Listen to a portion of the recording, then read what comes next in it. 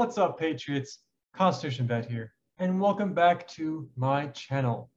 I hope y'all had a fantastic 4th of July weekend, and I'm excited to be with y'all tonight. So guys, let's not waste any time. Let's just dive right into it. Last week, we started a brand new series called Knowing Your Sources. In that video, we dug into the differences between academic books and non-academic books. The purpose of that was to show y'all that not all books are the same, and that both forms have their own pros and cons. Tonight, we're going to dive into the various types of online sources.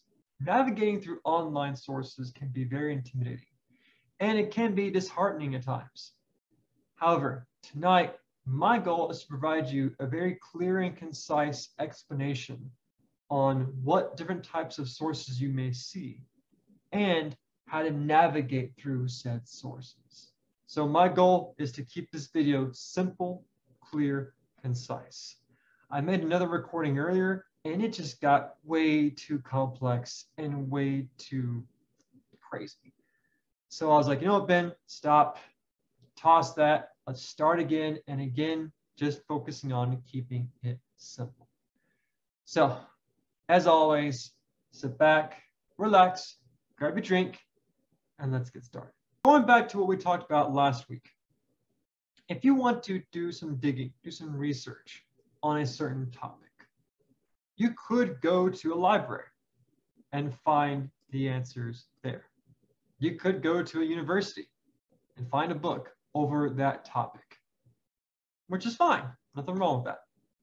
You could also go to a Barnes & Noble and find a book about that topic, which again is fine. There's nothing wrong with that. However, what are some of the big problems with places like Barnes & Noble or a college library? One of the problems is simply time. Most people don't have the time to drive over to a college or Barnes & Noble, find the book or books, buy the book or books, check them out, go home, sit down, read them, and hopefully read all of them. That whole process takes time that most people don't have. So if you don't have the luxury of going, getting, and reading books, what do you do? When most people have a question about something, or they're trying to dig deeper into a certain topic, what do they normally do? The answer? Search engines. Yeah, these two seem pretty familiar, don't they? And it makes sense. It's way quicker to just type in your question or your topic into these search engines, and within a second, you find information. However, that process can lead you down roads you may not want to go down. Or it may lead you down a road of confusion, frustration, and being misled. My goal tonight is not to analyze the entire internet. It's not possible. And I'm not going to go super in depth with how to conduct effective research. That's going to take too long. But what I will do is give you a very basic understanding on the types of sources you're going to come across whenever you're doing searches on here. And I can give you my feedback on what sources are more credible than others. So that being said, let's dive into this. The first type of source, and the easiest to cover, are news sources. Now, we've all heard the phrase fake news, right? Today, that phrase is a real phrase. It's an actual thing. So let's talk about that for a second. Why do you think the phrase fake news even exists? Why is that? Well, the bulk of the news sources produce biased content. They produce content that is fixed on one perspective and one perspective only. Furthermore, these sources tend to push agendas. They force things down your throat that really have nothing to do with the news at all. It's gone far beyond just telling you what's happening in the world to, we're going to tell you what's happening in the world through our lens and our lens only. So when you're going online and you're trying to do research on a certain topic, most of the time you're going to find news articles about said topic. So let's dive into that for a moment. Let's do this. Here we go. Let's see what all comes up here. Let's go to this one. All right, this is an Alabama Life and Culture. The Neutral Ground, Roy Wood Jr. C.J. Hunt doc examines America's troubling obsession with the Confederacy. So without even reading the actual article, we can learn a lot just by the title. This title shows that the author might have a bias, and their bias might be shown in their article. C.J. Hunt gazes at a memorial. Okay, so here we go.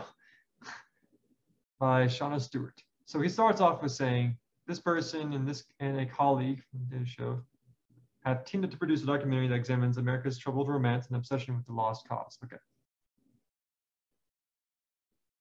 There's a Twitter post here. Okay. All about sore losers. Okay. Yeah. Talks about the documentary. So far, this person is just writing about this documentary. Okay, fair enough. It's describing some events that happened in that local area. All right, and that's it. So what do I not see? I don't see sources. I don't see anything that the author used to support their argument. And here's the thing, I shouldn't have to click on every single link here. Furthermore, this link probably won't even take me to relevant things. It might take me to other things. The point is, this article alone is not a credible source.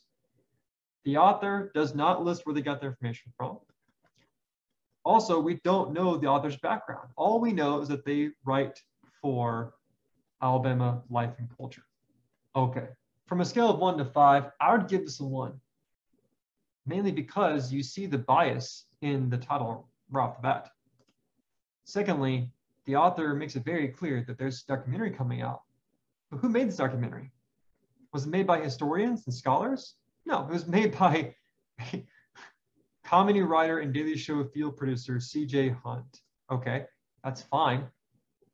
But if you want to talk about history, I would not consider this a historically strong source. Lastly, the author does not show us where they got their information from. Let's do one more. Let's go to this topic. All right, so again, right off the bat, it makes it very clear what this article is about.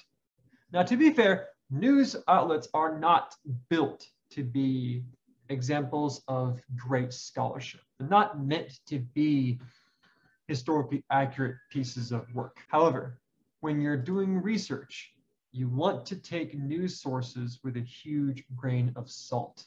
Because again, they're written with a clear bias. They're written with an agenda.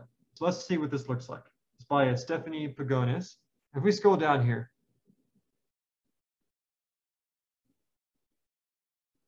again, it doesn't explain where she got her information from. All it shows is the material, the perspective, okay, whatever. Like before, there's no list of sources, doesn't tell you who she is, her background, none of that. All it is just the material, okay, riddled with ads. So that's your first source, is news sources. Now let's go to .org websites. The most famous one is Wikipedia. I would say Wikipedia is probably the most popular .org website out there. While it does have its pros, it also has its cons too. Okay, so let's talk about the cons first.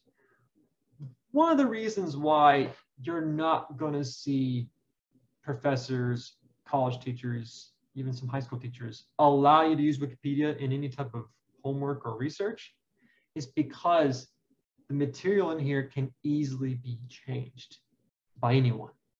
You can have admin privileges, log in, and alter what's here, and that's it. It's changed.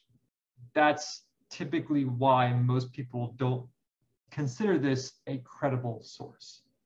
Now, I will say Wikipedia is great for helping you get started on a research project. Like, let's say you want to do some digging on cars, okay? Wikipedia is a great site to get you started. It gives you a broad overview on cars or aircraft or food or whatever. However, I would not cite Wikipedia as a source if you're debating someone or if you're writing a research paper. But a big pro to Wikipedia, if you scroll down, it does have something that the news sources do not have, their citations, where they got their information from. This is fantastic. This is where you want to start. Honestly, if you have any questions about anything, or if you want to dig deeper into something, start with Wikipedia. Don't read the actual material, go down to the bottom and see the sources that they used. And this can vary from primary sources to secondary sources. It can be news articles, videos, books, journals, whatever.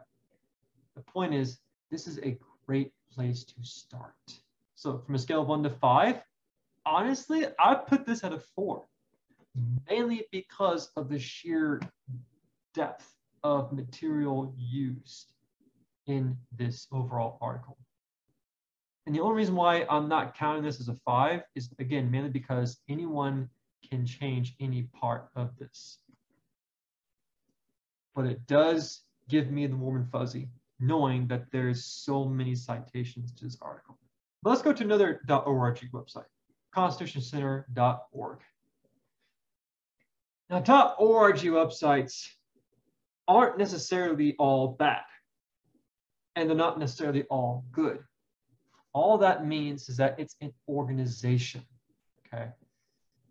In this context, constitutioncenter.org seems to be okay on first glimpse. Common interpretation, Second Amendment, it shows you, okay, this is written by professors, okay, so this is a scholarly perspective, that's good. They're citing other sources, okay, they're citing legal cases, is what it is, all right, good. Okay, so it has classroom resources, media options. So from a scale of 1 to 5, I would actually give this a 5. So not only is it well organized, not only is it written by a scholarly perspective, but also provides more resources or supplemental material on the topic. But let's take a look at other organizations. Let's go back to Google and let's type in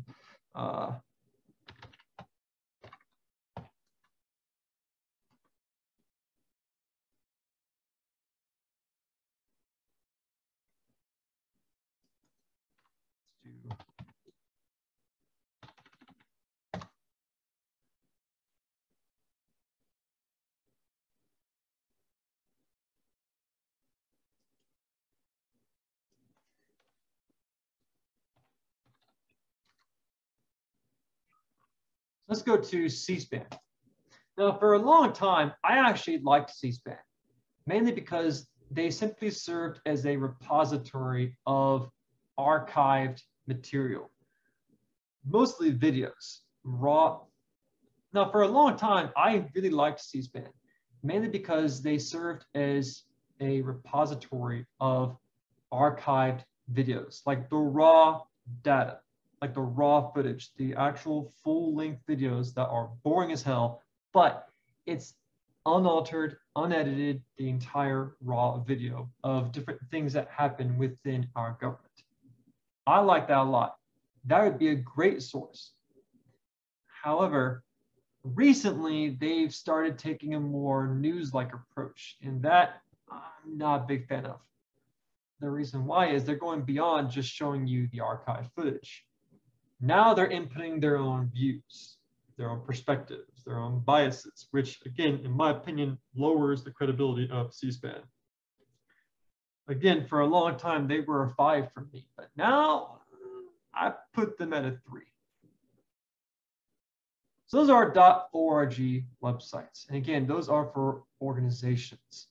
Let's move on to the next type of source. These are the .edu sources. These, like the academic books, come from scholarly perspectives, colleges, universities, things like that. For example, when I typed in the First Amendment, it took me to the Cornell Law School website. So when it comes to credibility, this automatically gets a little bit higher, mainly because it's coming from a legal perspective. It's coming from an academic perspective. So it already has to go through a pretty high vetting process before it's published on their website. Lastly, this is pretty good because it tells you what the First Amendment actually says, but it also gives you supplemental resources to help you do further research on this. The next type of EDU resource comes in the form of scholarship. Best way to figure this out is type in Google Scholar. It's the same thing as Google, but instead of giving you a bunch of news articles and social media posts, Wikipedia, this will only show you scholarly articles, journals, books, things written from an academic perspective. The last source are the .gov websites. .gov simply means government. It's a government source. So if you type in the US Constitution, scroll down, this will take you to archives.gov. Now, as an archivist in training, I naturally have a positive view towards this. However, one big negative is that this can be very challenging to navigate through. However, what this does, it shows you verbatim what the Constitution says. No opinions, no debates, no analysis, it's just the raw material. So that in itself is definitely a good source. If you want to do further digging to other topics when it comes to the National Archives, you can navigate all throughout this. Let's go to a source that may not be as credible, but that's still a .gov website. Now you can get the most recent up-to-date information through this site. However, even recently, certain things have come out that this source hasn't always been the most accurate or reliable. So like with everything, take what you find here with a grain of salt. So going back to my rating, the .gov websites from a scale of 1 to 5, I would say a 5 for the archives, mainly because, again, it's simply just the raw materials. The last part to this video is not going to cover what I consider a credible source, but it's still necessary to talk about it. And that is social media. These are not considered credible sources. There's a reason why I didn't even list them originally. If I were to rank these would be a 0, not even a 1, okay? Please do not use social media as a form of research, okay? Don't do it. They're not credible and is not taken seriously by anyone who's trying to do legitimate research. Social media is meant for people to be social. That's it. They are not meant to be the arbiters of truth. They are not meant to be sources of scholarly discipline. No, they're simply means for people to connect with one another, whether it be through Facebook, Twitter, TikTok, Instagram, even YouTube. None of that would be considered a good, credible source. So if you're doing research on a certain topic, please do not cite one of these as your sources. I laugh at that because it's common sense to me, but it may not be as common sense to some people. So I'm not even going to dive too deep into that because, again, they're not even considered remotely a type of credible source. Now, when it comes to the .com websites, those can be literally anything. It would take way too much time to dive into every single type of .com source. That can be a social media website. It can be an organizational website. It can even just be like a place like Craigslist.com. .com websites can be credible. Some of them can not be credible. That's just really, really way out there. Point is, at the end of the day, if you're trying to learn more about a certain topic, or if you have a certain question about something, when you type that question in, you're going to get a lot of different types of results. The best ones, in my opinion, that you really want to lean more towards are the .edu websites, especially if you use items like Google Scholar. That will take you to scholarship, things written by experts, things that have been reviewed, that have been vetted, that have been put through the ringer, so to speak, to make sure that it's like credible stuff. Other sources like Wikipedia are a good starting point. I wouldn't use Wikipedia as your main source of your information. But Wikipedia can give you a launching pad into a ton of other sources you can find online. Now, when I started this video with talking about books, you can find ebooks online. You can also find audiobooks as well, if that's your kind of thing. The third type that I could recommend, the .org websites. Those can be hit or miss. All that means is that it's an organization. That's it. You're going to have to dig deeper into each website to make sure, is it credible? Is it worth my time? Does it have some validity to it?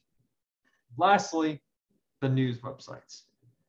You're going to see news websites everywhere, all over the place. However, those, in my opinion, are the least credible sources. Why? Because journalists can get away with saying, oh, we're using an anonymous source. Well, that's not good enough. From a historical point of view, that ain't good enough. News websites can get away with just writing a long article and not provide information on the author, who they are, what their background is, or the sources that they use to get their information. You don't have to do that.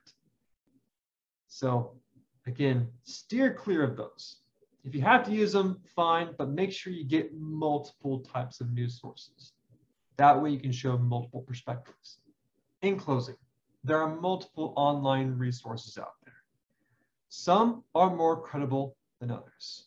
Some have more validity, more weight to them than others. So that's all I have for you guys. I hope this has helped provide some form of clarity on what type of sources exist and which ones are better than others. With that, I hope you'll have a fantastic night. If you can, please make sure to like, share, subscribe. I would greatly appreciate it. If you can donate, that'd be awesome. If not, no worries.